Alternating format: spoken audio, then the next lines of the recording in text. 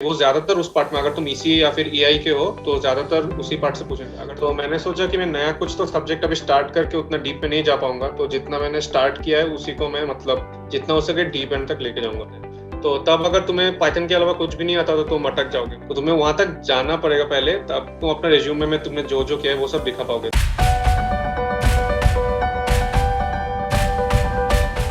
Hello everyone, welcome back to another episode of Let's Hear from the Experience. So today we have a very special guest among us, a true gem of NIT Agartala, a total all-rounder who is equally skilled in IT and core domain. The diamond of NIT Agartala, the one and only Shobik Ghosh. Shobik, welcome to Placement Buddies.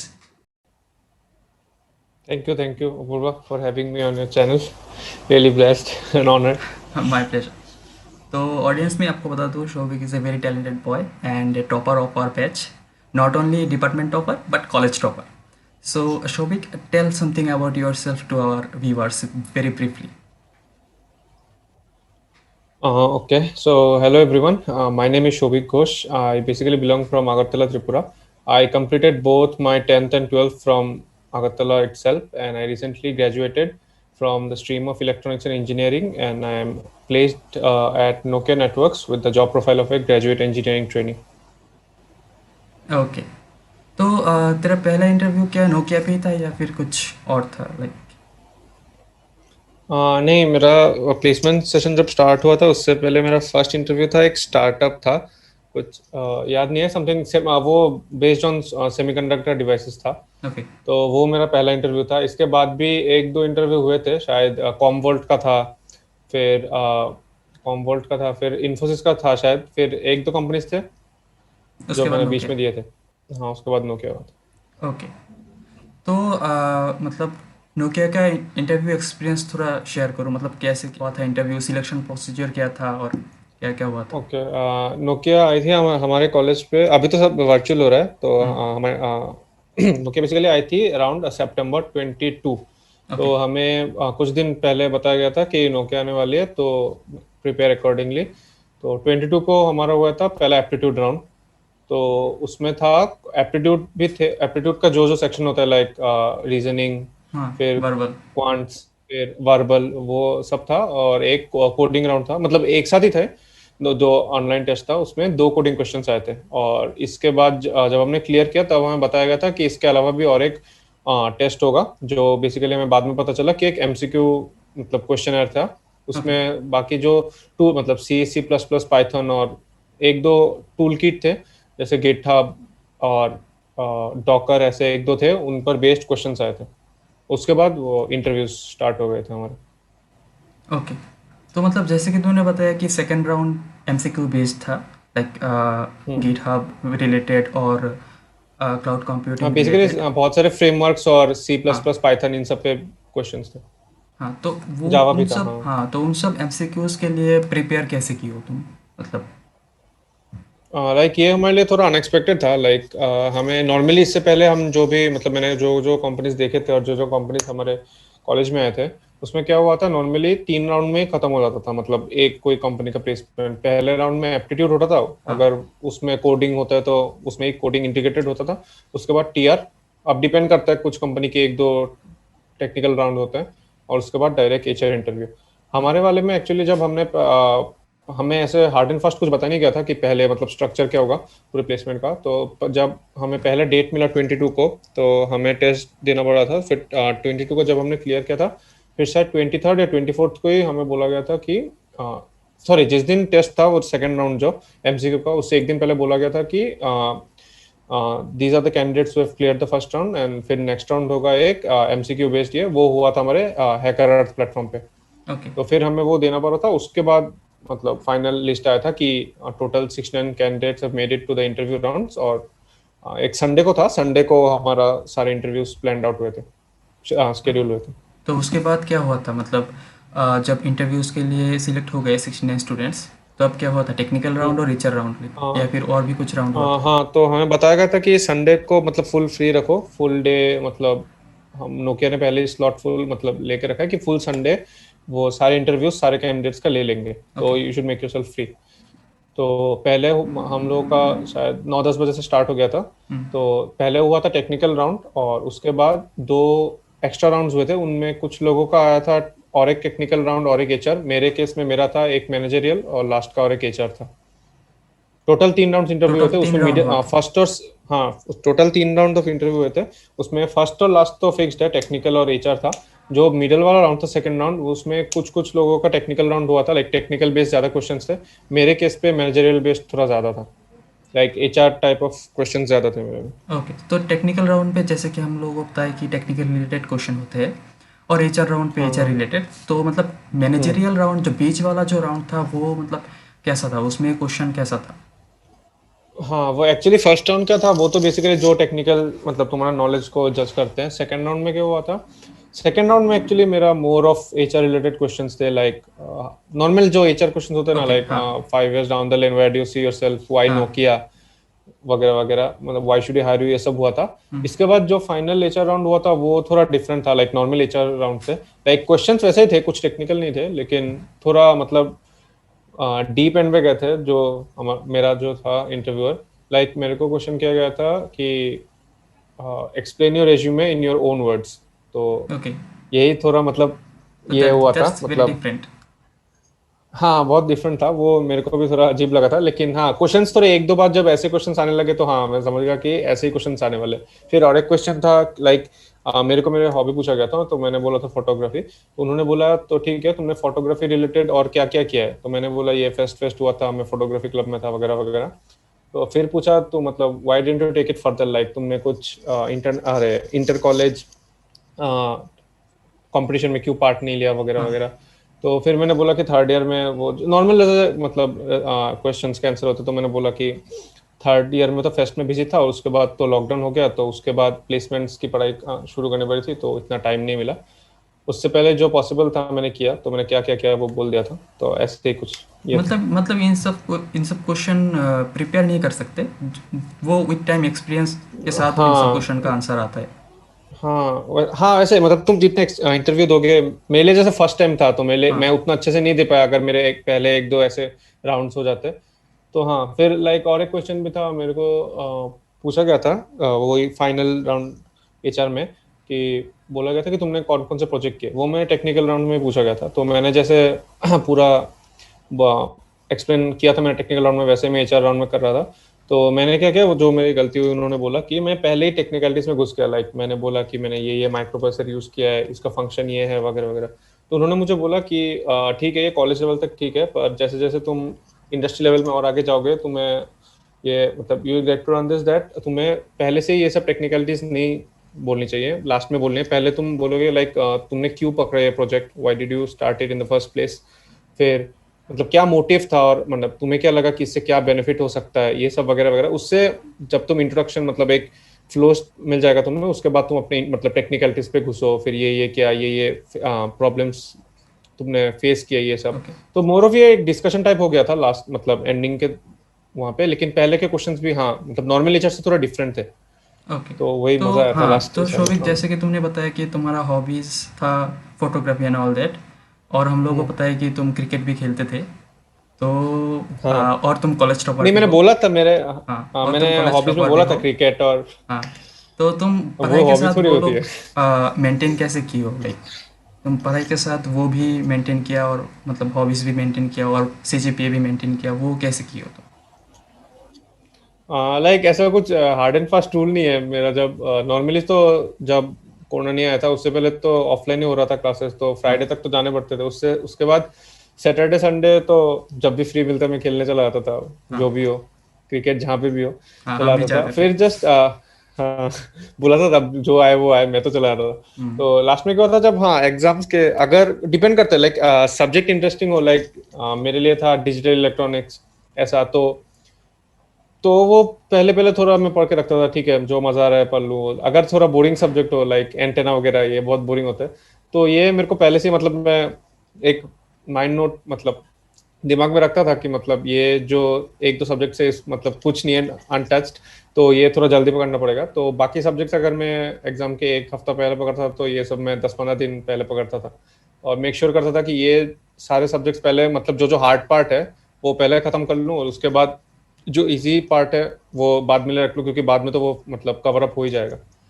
तो हाँ वही तो था ऐसा, मतलब और इससे हाँ ज़्यादा वही तो मतलब टॉपर्स जो होते हैं वो वैसा नहीं होते कि पूरा दिन पढ़ते रहो पूरा दिन पढ़ते रहो और कोई ना, स्पेशली सोश इंजीनियरिंग में तो नहीं, हाँ बाकी नहीं होते को बाकी लाइन और क्या होता है ना, सोशल लाइफ से इंजीनियरिंग में पूरा नहीं। डिटैच्ड ऐसा नहीं होते वो ऐसा होते हाँ, और हाँ वो लास्ट ईयर क्वेश्चन पेपर मस्त, ये देख हाँ के जाना, मतलब ऑलमोस्ट आइडिया मिल जाएगा क्या क्या पढ़ना है क्या क्या नहीं।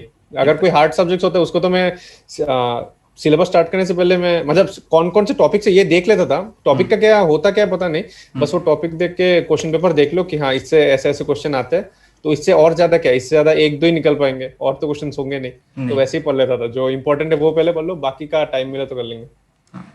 तो शोभिक मतलब बहुत इंपॉर्टेंट क्वेश्चन जिसके लिए ऑडियंस अभी आए हुए हैं कि नोकिया के लिए तुम प्रिपरेशन कैसे शुरू की हो और मतलब तुम रोड मैप तैयार कैसे की हो तुम।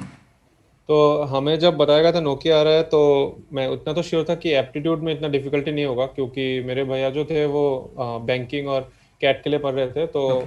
वो जब करते थे क्वांट्स या फिर ये सब जो एप्टीट्यूड राउंड में वगैरह आते हैं, तो नॉर्मली जब कंपनी प्लेसमेंट्स के क्वेश्चंस होते हैं वो इन कंपैरिजन टू बैंक और कैट एग्जाम्स ये बहुत इजी होते हैं, इजी नहीं मतलब थोड़े लो लेवल के आते हैं अगर तुम हाँ उनसे कंपेयर करो।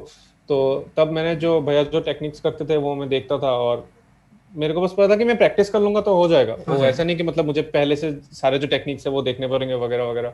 तो मैं वो सब देख लेता था, बस वही एक बार एग्जाम से पहले लाइक एक दिन ही मैक्स मैं देख लेता था 15-16 क्वेश्चंस, और कुछ इंपॉर्टेंट टॉपिक्स भी होते हैं जो ज्यादातर कंपनीज में पूछते हैं, लाइक ब्लड रिलेशन आ जाता है, फिर परसेंटेज प्रॉफिट लॉस, फिर हाँ टाइम डिस्टेंस वर्क, फिर वो होता है ना क्वेश्चंस लाइक इतने आदमी थे, इतने वुमेन थे, इतने दिन लगते हैं ये काम करने में, ऐसे टाइप ऑफ क्वेश्चंस, तो वो सब मैं शॉर्टकट देख लेता था कैसे कैसे करना है, और बस दिमाग में बैठा लेता था। तो इतना पता था कि मैं एप्टीट्यूड में इतना प्रॉब्लम नहीं होगा, तो मैंने उस पर उतना टाइम वेस्ट नहीं किया, पता था कि लास्ट में बस एक दिन या ज़्यादा से ज़्यादा आधा दिन देखूंगा। तो उसके बाद क्या हुआ, मेरे को बस टेक्निकल पार्ट का देखना था, क्योंकि एचआर में तो बस तुम्हें कम्युनिकेशन और अपने आप को एक्सप्रेस करना है। तो मैंने टेक्निकल के लिए क्या लिया था, मैंने देखा कि नोकिया जो है, और मैंने सीनियर से बात की थी, वो ज्यादातर कंप्यूटर नेटवर्क से ज्यादा पूछती है, और अगर तुम सीएससी हो तब तो ऑब्वियसली सीएससी के क्वेश्चंस पूछेंगे, लेकिन अगर तुम इसी मतलब कुछ सर्किटल ब्रांच से हो, ईसी ईआई, तो उनमें से क्या हमसे तुम्हारे कोर को जज करते हैं। तो मतलब मैंने आईटी जितने प्लस सीनियर से कोर मिक्स्ड होता है सी मतलब नॉन सीएससी हाँ, ब्रांच के लाइक लिए। सीएससी भी तो लेते हैं, तो सीएससी को ज्यादातर वो सीएससी के कोर सब्जेक्ट्स पूछते हैं, और मेजोरिटी ऑफ द केसेस, हमेशा नहीं, और कोर से ज्यादा तुम अब कोर के सब्जेक्ट्स जो हो सकते हैं वो पूछ सकते हैं। तो उनमें से भी मैंने जब अपने सीनियर्स से बात की तो उन्होंने बोला कि कंप्यूटर नेटवर्क्स, फिर डीबीएमएस, इन सबसे ज्यादा पूछते हैं। एक भैया ने बोला था ओएस, लेकिन मेरे पास उतना टाइम नहीं था कि लाइक 4 दिन पहले शायद हमें बोला गया, तो 4 दिन में तो ओएस खत्म होगा नहीं, तो मैंने सोचा जो जो मैंने किया हुआ है पहले से उनको ही ब्रशअप करूंगा। ओके। तो मैंने ऊप्स पढ़ के रखा था और सी प्लस प्लस पढ़ के रखा था, तो ये दोनों मैंने बस थोड़ा सा रिवाइज किया, उसके बाद मैंने ज्यादा कंप्यूटर नेटवर्क पे फोकस किया, क्योंकि मुझे पता था कि सिंस नोकिया भी एक कम्युनिकेशन सेक्टर बेस्ड है, तो कम्युनिकेशन के जो सब्जेक्ट्स है उससे ही ज्यादा आएंगे। तो मैंने वही पढ़ लिया था, और लकीली वही से ज्यादा है। जो टेक्निकल राउंड के मेरे इंटरव्यू थे, उन्होंने मुझे पूछा था कि ये सब्जेक्ट्स हैं, इनमें से तुम चूज करो कि तुम्हें कौन कौन किसमें तुम कंफर्टेबल हो। तो उसमें मैंने यही सब चूज किए थे, like C plus plus, OOPS, DBMS नहीं था, फिर कंप्यूटर नेटवर्क्स था, फिर उनसे भी ज्यादा मेजोरिटी ऑफ द केसेस मुझे क्वेश्चंस कंप्यूटर नेटवर्क से पूछा गया था, तो उसमें मैंने पढ़ लिया था, तो इजी हो गया था मेरे लिए। ओके तो मतलब जब तुम प्रिपेयर कर रहे थे नोकिया के लिए तो सब्जेक्ट चूज हम्म, करना तो हो गया लेकिन एक इम्पॉर्टेंट पार्ट होता है हम्म, कि कॉम्पिटिटिव कोडिंग। तो लोगों को हम्म, ये समझ में नहीं आता स्पेशली जो नॉन सीएससी डिपार्टमेंट के लोग हैं उनको ये समझ में नहीं आता हम्म, कि कॉम्पिटिटिव कोडिंग शुरू कहाँ से करें और किन किन लैंग्वेज हम्म, को हम प्रेफर करें। तो हम्म। उस मतलब टॉपिक में तुम क्या कहना चाहोगे। हाँ, ये समथिंग मतलब वो जो मुझे भी प्रॉब्लम फेस करना पड़ा था, लेकिन हाँ। जो सीएससी से मेजोरिटी ऑफ जो सीएससी होते हैं उन्हें तो पहले से पता होता है कि ये सब्जेक्ट्स हैं और ये पढ़ना है, और या फिर उन्होंने पहले अपने सेम में मतलब पिछले सेम्स में पढ़ लिया होता। जो नॉन सीएससी स्टूडेंट्स हैं उनके लिए मतलब जब मैं भी पहली बार गया था, मैंने जब अपने सीनियर से बात की तो उन्होंने तो एक पूरा लिस्ट मतलब बोल दिया था कि ये सब्जेक्ट्स इनसे आ सकते हैं, लाइक आते भी है, लेकिन कुछ कुछ सब्जेक्ट्स है जो मेजोरिटी आते हैं, बाकी सबसे आते हैं लेकिन चांस बहुत कम है। तो उनमें से मैं अपने जूनियर्स को भी बोलूंगा कि कुछ कुछ ही सब्जेक्ट्स है जो उन्हें ज्यादा पढ़ना चाहिए, लाइक ये खत्म हो जाए then you can move on to other subject. उसमें से होते हैं डीएसएल को, तो मेन ये तुम्हें जो भी मतलब कुछ भी पकड़ने से पहले डीएसएल को पकड़ो, क्योंकि ज्यादातर कोडिंग राउंड या फिर टेक्निकल राउंड में पहले इससे पूछेंगे, तो पहले अपना डीएसएल को क्लियर कर लो। उसके बाद कुछ जो खुद बहुत इंपॉर्टेंट टॉपिक्स होते हैं जिसमें मेजोरिटी ऑफ द कंपनीज पूछती हैं, वो है डीबीएमएस हो गया, ऑपरेटिंग सिस्टम, कंप्यूटर नेटवर्क्स, और उसके बाद अगर तुम चाहो तो सॉफ्टवेयर डेवलपमेंट देख सकते हो। लेकिन डीबीएमएस, ओएस और कंप्यूटर नेटवर्क्स, ये तीन पहले खत्म कर लो, उसके बाद you can move on to the other subjects. और इन सब के लिए most awfully GeeksforGeeks more than enough. Like मैंने जब अपना स्टार्ट किया था, बहुत सारे वेबसाइट थे, बहुत सारे पेड कोर्सेज थे, यूट्यूब भी था, तो मेरे को भी कंफ्यूजिंग लग रहा था कि मैं कहाँ से पढूं। तो फिर एक भैया ने बोला था गिग्स फॉर गिग्स से एक बार देख लो, मतलब सब कुछ मिल जाएगा अवेलेबल। तो मैं जो अवेलेबल तो था बहुत कुछ, लेकिन वो लाइक बहुत बड़ा था, मतलब हाँ, एक भी जीएफजी कोई में भी बहुत टॉपिक पकड़ ज़्यादा लो लाइक। ऑप्शंस होते हैं। हाँ, जीएफजी में बहुत ज्यादा होता है, तो कोई भी कुछ टॉपिक पकड़ लो तो उसमें बहुत सारा कंटेंट है लाइक। तो फिर टाइम तो एक साल से भी कम है, लेकिन क्योंकि कंपनीज तो आना स्टार्ट हो जाती है, हाँ तो कितना पढ़ना चाहिए? तो मैं बोलूंगा कि कुछ कुछ टॉपिक्स तो हैं लाइक डेटा स्ट्रक्चर्स, तो एडवांस लेवल में जाने की जरूरत नहीं अभी फिलहाल स्टार्टिंग में। तो तुम link list, stack, Q, tree और ग्राफ जो होते हैं, इनके पहले बेसिक्स क्लियर कर लो। लाइक बेसिक जो ऑपरेशंस होते हैं like finding an element, rotation, reverse, फिर सॉर्टिंग, ये डिलीशन, इंसर्शन, ये जो बेसिक्स जो ऑपरेशंस होते हैं हर एक डेटा स्ट्रक्चर में, ये कैसे करना है, लॉजिक क्या होता है, ये सब तुम पहले अपने गीक्स फॉर गीक्स से पढ़ लो। उसके बाद अगर तुम चाहो तो बाकी मतलब जो भी डेटा स्ट्रक्चर्स के एक्स्ट्रा क्वेश्चन है वैसे तुम कर सकते हो। लाइक मैंने भी पहले एक गलती की थी कि मैंने जब पहला अपना डेटा स्ट्रक्चर पकड़ा था, लिंक लिस्ट से स्टार्ट किया था, तो मैं लिंक लिस्ट के सारे क्वेश्चंस करने लगा था, तो that took up a lot of time. फिर मैं जब लाइक जैसे मंथ्स गए, बाकी सब लोगों को देखा, पता चला कि मुझे बाकी डेटा स्ट्रक्चर्स भी कवर करने हैं, तो एक एक ही डेटा स्ट्रक्चर पे इतना टाइम दे दूंगा तो कैसे चलेगा। तो मैं सबको बोलूंगा कि जो बेसिक ऑपरेशंस होते हैं लाइक रिवर्स या सॉर्टिंग है, बाकी सब जो मैंने बोला, वो सब पहले कर लो हर एक डेटा स्ट्रक्चर के। उसके बाद जब तुम्हें टाइम मिले तब तुम बाकी क्वेश्चंस को एक के बाद एक सॉल्व करो, क्योंकि एटलीस्ट ओके। तुम्हारा बेसिक क्लियर हो गया। कुछ भी क्वेश्चन है तुम्हें पता होगा कि हाँ इसको एटलीस्ट कैसे करना है, वरना तो मतलब ब्लैंक हो गए टेक्निकल राउंड में कि हाँ कैसे बिल्कुल। करते कैसे नहीं। तो ऑडियंस को मैं बता दूं कि हमारे चैनल पे हम लोग डेटा स्ट्रक्चर्स एंड एल्गोरिदम का प्लेलिस्ट अभी अभी नया शुरू किए है। तो जिन लोगों को डेटा स्ट्रक्चर्स एंड एल्गोरिदम के बारे में नहीं पता तो वो प्लेलिस्ट फॉलो कर सकते हैं, एकदम बेसिक से भराया जाएगा। तो हाँ, तो शोभिक, हाँ तो हाँ डेटा स्ट्रक्चर्स का तो हो गया, तो उसके बाद हाँ हाँ, डेटा स्ट्रक्चर और बाकी जो लाइक कंप्यूटर नेटवर्क्स, तो मेरा एक फायदा हो गया था, मैं इसी से हूँ, तो मेरे 7 सब में वो पढ़ा लिया गया था, तो वो मुझे इतना पढ़ना नहीं पड़ता। लेकिन डीबीएमएस जो है वो मैंने यूट्यूब पे एक चैनल होता है गेट स्मैशर्स, तो मैं यही बोलूंगा कि एटलीस्ट जीएफजी को डेटा स्ट्रक्चर एल्गोरिथम्स के लिए तो मस्ट फॉलो कीजिए। लेकिन पहले जीएफजी को एटलीस्ट मतलब चेक कर लो कैसा लगता है। मेरे को तो बहुत सिंपल लगा था लाइक इसमें बहुत सारे जो लैंग्वेजेस हैं, सी, सी प्लस प्लस, पाइथन, जावा, सब में कोड है, तो हाँ आप कोड मतलब प्रॉब्लम नहीं होगा कि अगर आप कोई भी एक लैंग्वेज आता है।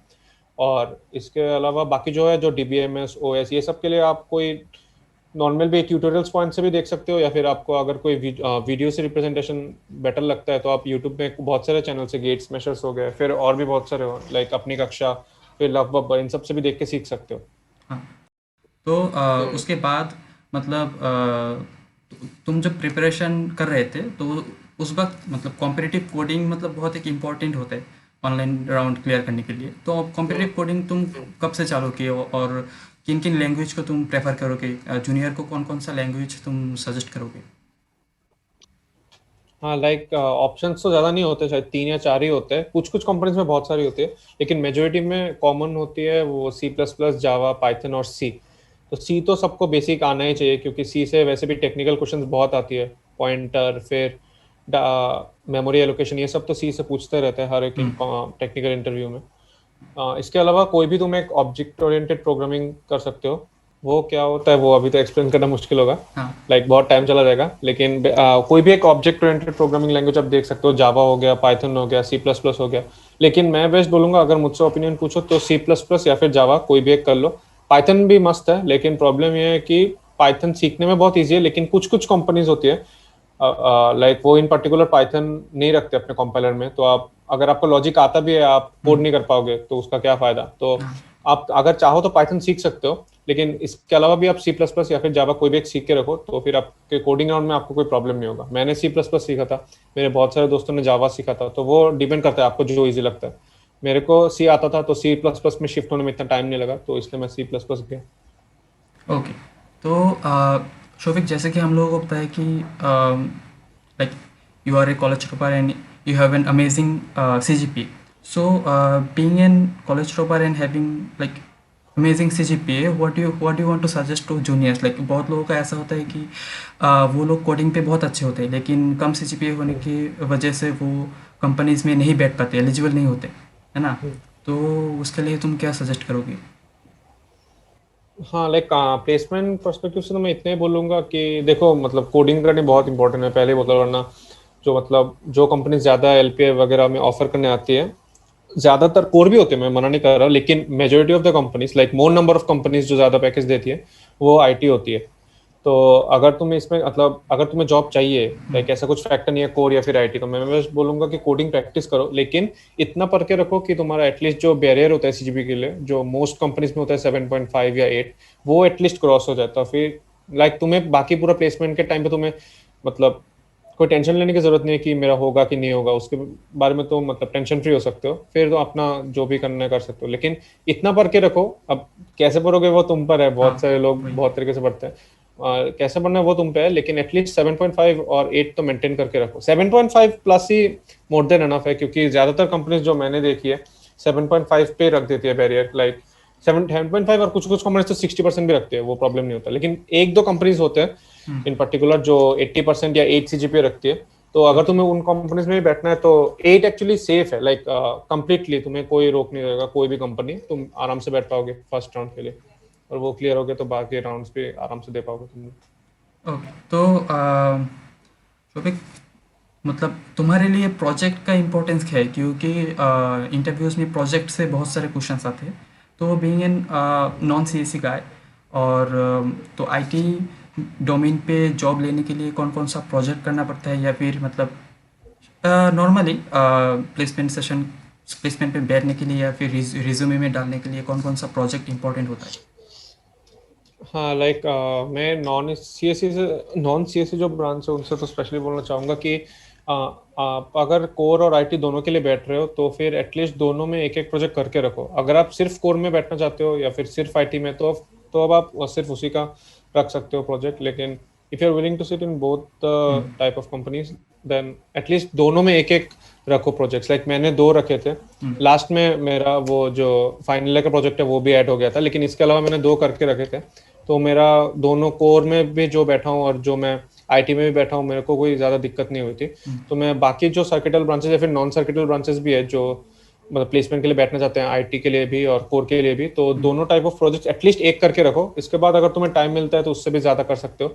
उससे फायदा क्या होगा कि एटलीस्ट जो भी कंपनीज आएंगी, जिस टाइप की कंपनीज भी आएंगी, they will at least see that उनके डोमेन के लिए तुमने कुछ तो किया है, वो तुम्हें बेसिक नॉलेज है और हुँ, तुम अच्छे से एक्सप्लेन कर पा रहे हो, लाइक तुमने किया और उसका तुम्हें एक्सपीरियंस है, लाइक क्या क्या प्रॉब्लम्स तुमने किए, उसको तुमने कैसे ओवरकम किया, तो उसका बहुत फायदा होता है। स्पेशली कुछ कुछ कंपनीज तो हैं, एक्सेंचर लाइक है, मतलब मुझे एक ही याद है अभी फिलहाल, जो पूरा मतलब तुम्हें प्रोजेक्ट के ऊपर ही मेनली जज करती है। Like okay. वो टेक्निकल क्वेश्चंस कम पूछती नहीं है, ऐसा मैं नहीं बोलूंगा, लेकिन पूछती है, लेकिन ज्यादा मैंने जितना सुना है कि तुम्हारे प्रोजेक्ट पे तुम्हें जज करती है, लाइक तुम्हें क्या प्रोजेक्ट बनाया। अगर कुछ लो लेवल प्रोजेक्ट भी है वो प्रॉब्लम नहीं है, लेकिन तुमने कितना मतलब टाइम दिया उसके हाँ, ऊपर, तुमने कैसे समझा है, कितना पार्ट तुमने किया है, और तुमने जो प्रॉब्लम्स किए उससे तुम क्या सीखे, ये सब बहुत मैटर करता है। तो प्रोजेक्ट तो बहुत इंपॉर्टेंट पार्ट है क्या, मतलब रेज्यूम में अगर तुम पूछो तो फिर एक तो तुम्हारा टेक्निकल नॉलेज और दूसरा तुम्हारा दूसरा तुम्हारे रेज्यूमे का प्रोजेक्ट, उसी हाँ, से ये करते हैं। बाकी सब जो मैंने इतना देखा है 10-12 मार्क्स ये इतना मैटर नहीं करता। सीजीपीए भी मतलब like once you have cross the barrier of sitting in the first round, उसके बाद तुम्हारे सीजीपीए से हार्डली कोई देखता है। ओके। ज्यादातर तुम्हारे प्रोजेक्ट तुमने क्या किया है, तुम्हारे स्किल्स क्या है, और हाँ तुम्हारे कम्युनिकेशन, उससे बहुत मैटर करता है, और लाइक तुम रिज्यूमे का कैसे अपने कितना? आप को प्रेजेंट कर रहे हो। हाँ, तो और रिज्यूमे का कितना महत्व है, मतलब प्लेसमेंट सेशन पे? हाँ, मैं ये नहीं बोलूंगा, एटलीस्ट तुम्हारे रेज्यूमे का तुम नीट एंड क्लीन रखो। बहुत सारे क्या होते हैं, हाँ एटलीस्ट हमारे लेवल पे जो अंडर ग्रेजुएट लेवल पे, इतना बोलूंगा कि मुझे पहले भी बहुत सारे मतलब सीनियर्स ने बोला था, वो मैंने इग्नोर किया था, बाद में मुझे पता चला और मैंने सही भी कर लिया था कि limit your resume to 1 page for undergraduate level at least, क्योंकि जो भी इंटरव्यूअर है वो पसंद नहीं करेंगे कि एक ही बंदे के लिए पेज पे पेज वो देखता रह रहा है कि तुमने क्या किया क्या नहीं। तो keep your resume short and crisp, जो भी तुमने किया है वो एक पेज में डाल दो, और हुँ, अननेसेसरी चीजें मतलब डालने की कोई जरूरत नहीं है, क्योंकि पढ़ेगा भी नहीं कोई इंटरव्यूअर, मेनली हाँ, उसे जो चाहिए वो वही पढ़ेगा। और बस इतना ही बोलूंगा मैं। और हाँ, प्रोजेक्ट पे ज्यादा एम्फोसिस दो, लाइक अपने प्रोजेक्ट अगर कुछ दे रहे हो तो उसे क्या सीखा, क्या क्या टेक्नोलॉजीज यूज किए, वो सब मेंशन कर पाओगे तो तुम्हारे लिए प्लस पॉइंट है। लाइक अगर तुम चाहते हो कि तुमने प्रोजेक्ट अच्छा किया है और इंटरव्यू तुम्हें उसी से पूछे, तो तुम अपने प्रोजेक्ट को अच्छे से डिस्क्राइब कर दो, कौन कौन से टेक्नोलॉजीज यूज किए, क्या क्या प्रॉब्लम्स फेस किए। तुम्हें पहले से उनके आंसर्स पता होंगे और तुम्हें पूछेंगे भी वही से, तो तुम्हारा इंटरव्यू और इजी हो जाएगा। ओके। तो शोभिक, मतलब ख़त्म करने से पहले अगर तुम कुछ टिप्स देना चाहो हमारे ऑडियंस को जो अभी कमिंग सेशन पे, प्लेसमेंट सेशन पे अपेयर होंगे इंटरव्यूज़ ओके, के लिए। पहला क्वेश्चन जो पहला टिप जो मैं बोलूंगा, दो ही टिप बोलूंगा। पहला जो है, लाइक मैंने आंसर भी नहीं किया था क्वेश्चन कि कॉम्पिटिटिव कोडिंग, वो मैं बोलूंगा लाइक पागल मत हो कॉम्पिटिटिव कोडिंग के लिए। हम्म। ऐसा नहीं है कि बुरी चीज़ है, हाँ बहुत अच्छी चीज़ है वो। एक्चुअली तुम्हारा प्रैक्टिस करता रहता है, तुम्हारा डीएसए कितना क्लियर है, वो एप्लीकेशन है बेसिकली डीएसए का। तुम जब डीएसए कर लोगे तब उसके बेसिस पे तुम्हें क्वेश्चंस देंगे कि ऐसा ऐसा करना है, तो तुम कौन सा डीएसए लगाओगे, कैसे करोगे, कैसे ऑप्टिमाइज करोगे, वगैरह वगैरह। लेकिन मतलब don't go mad about it, पहले अपना आराम से अपना टाइम लेके डीएसए क्लियर कर लो। उसके बाद तुम अगर चाहो तो डेटा स्ट्रक्चर, उसके बाद अगर तुम चाहो कॉम्पिटिटिव कोडिंग कर सकते हो। और ये रहेगा फर्स्ट टिप। और सेकंड टिप मैं बोलूंगा कि अपने प्रोजेक्ट्स पे ज़्यादा ध्यान दो। सीजीपीए भी उतना भी नहीं, क्योंकि सीजीपीए हाँ उतना जो मैंने बोला 8 रख लो, उसके बाद सीजीपीए का उतना रोल नहीं है। लेकिन प्रोजेक्ट्स अगर तुमने अच्छा किया है, तुमने इंटर्नशिप अच्छा किया है, तो उससे तुम्हें बहुत एज मिलता है। मेरे बैचमेट्स में बहुत है कि मतलब सीजीपीए उतना खास नहीं है, लेकिन उन्होंने बहुत सारे अच्छे अच्छे प्रोजेक्ट्स किए, बहुत अच्छे से इंटर्नशिप्स किए, तो उन्हें नॉलेज है कि किस डोमेन में क्या काम हम्म। होता है। तो उससे बहुत फायदा होता है, तो तुम्हारे प्लेसमेंट के चांसेस और भी ज़्यादा बढ़ जाएंगे। So yeah, those are the golden words from college topper, Mr. Shobhik Ghosh. So so we have to wrap it up now. So thank you, Shobhik. Thank you for being with us. Thank you, It thank you, was great talking to you, thank you. All the best to my juniors. and all the best for your career ahead. Thank you, thank you, you too. Thank you.